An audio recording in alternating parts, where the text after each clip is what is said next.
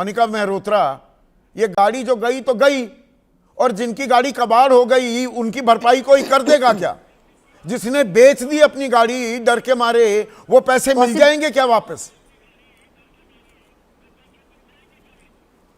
Possible ही नहीं है sir, बहुत ही डरावना समय था उस वक्त।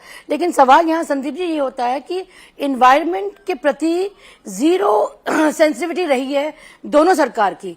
भारतीय जनता पार्टी तो हमें पता है यू टर्न के लिए मशहूर है, चाहे वो काले कानून हो, किसान के कानून हो, कोई भी हो, वो यू टर्न फट मार लेती है। उनको इस चीज का एहसास नहीं होता कि हम जो डिसीजन ले रहे हैं उसका प्रोज एंड कॉन्स क्या है, उसका बेनिफिट आम आदमी को मिलेगा नहीं मिलेगा, कितने परेशान होंगे वो नहीं देखा जाएगा।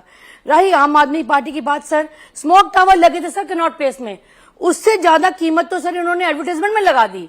तो पब्लिसिटी स्टंट करना, प्रचार करना, बड़े बड़े ऐड देना, ये इससे एनवायरमेंट ठीक नहीं होगा। एनवायरमेंट का कंसर्न संदीप जी आपको और मुझे है, जाहिर सी बात है दिल्ली सबसे ज्यादा इफेक्टेड है क्योंकि घिरी हुई है इन चीजों से जहां पराली वगैरह सब बलता है।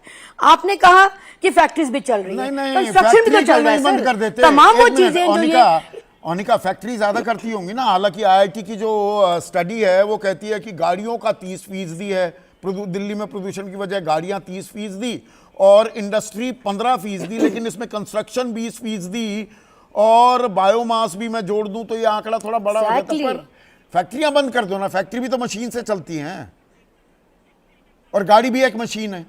वहां तक अभी नेक्सस पहुंचा नहीं सर वहां तक अभी नेक्सस पहुंचा नहीं है। अभी ऑटोमोबाइल से नेक्सस पहुंचा है, हो सकता है यहां कहीं भी कुछ आ जाए, कोई बड़ी बात नहीं है। इनके लिए जब जागो सवेरा है, इनको कोई लेना देना नहीं है कि इसका आफ्टर इफेक्ट्स कितना भयंकर है। सर मुझे बताइए, लग्जरी गाड़ी 1-1 करोड़ की आती है, वो क्या ही डैमेज होती होगी। जैसे किसी सर ने कहा लोन ही नहीं उतरता सर। अच्छा सर 3 महीने में आप पोल्यूशन चेक क्यों कराते हैं फिर, और आपको क्लीन चिट भी मिलती है?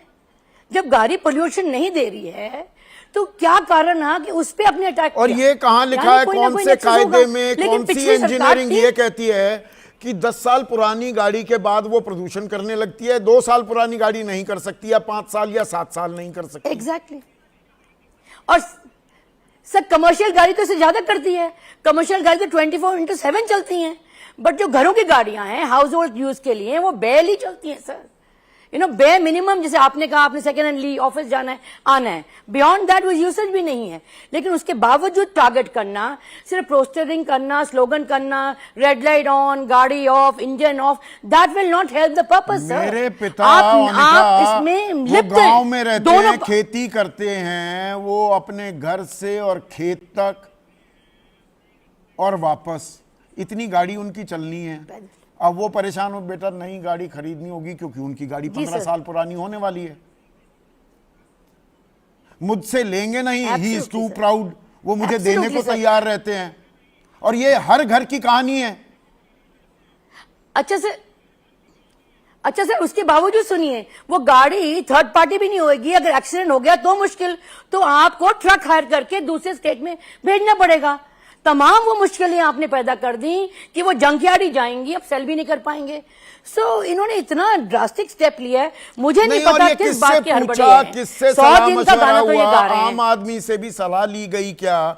नवीन शर्मा, आप कंज्यूमर राइट एक्टिविस्ट भी हैं, ये एनजीटी को ख्याल आ गया, सुप्रीम कोर्ट के जजों ने भी तस्दीक कर दी, कोई रायशुमारी हुई, आम आदमियों से पूछा, उनसे कोई सलाह मशवरा किया गया, या आम आदमी से पूछने की कोई जरूरत ही नहीं है?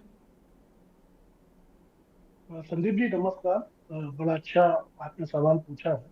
इस पे मेरा मानना ये है कि ये बिना किसी तैयारी के लिया गया फैसला है, और आज जो बैक किया है दिल्ली गवर्नमेंट ने, इसका पूरा का पूरा श्रेय दिल्ली के कंज्यूमर्स को जाता है, जिन लोगों ने अपनी आवाज को उठाया। ऐसा बहुत दिन बाद देखने को मिला है हम लोगों को कि एक कर में किसी एक विषय को लेकर पूरी दिल्ली के लोगों ने बात उठाई।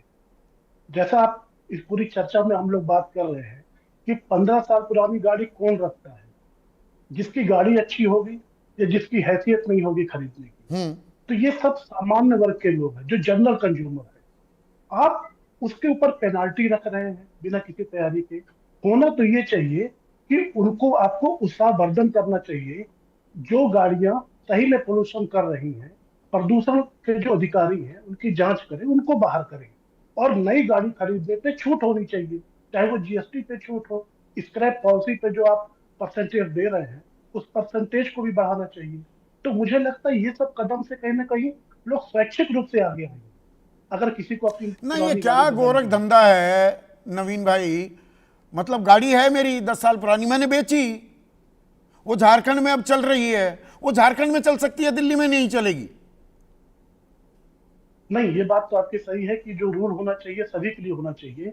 लेकिन एक चीज संदीप जी इसमें और भी महत्वपूर्ण है। आपकी बात एकदम सही है कि पॉल्यूशन तो वो हर जगह फैलाएंगे। हाँ। दूसरी बात यह है कि इसमें कुछ काले कारनामे माफिया लोग भी शामिल हो जाएंगे खरीद बिक्री में, बहुत से ज्यादा, क्योंकि 62 लाख गाड़ियां कम नहीं होती, बहुत बड़ी संख्या है। हाँ